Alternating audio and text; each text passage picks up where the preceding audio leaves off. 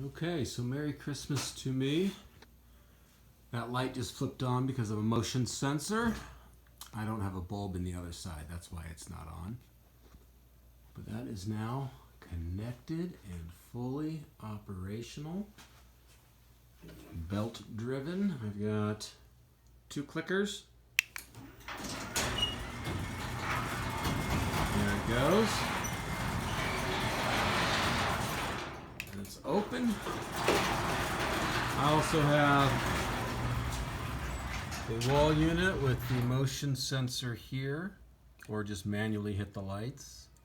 You can program it so that if you drive away and forget to close your door, that will automatically close it. I can set it to 1, 5, or 10 minutes. Or if I'm working in the garage, I can just hit hold door open. Other stuff in there, including the sensor. I have the outdoor wireless keypad all hooked up and working.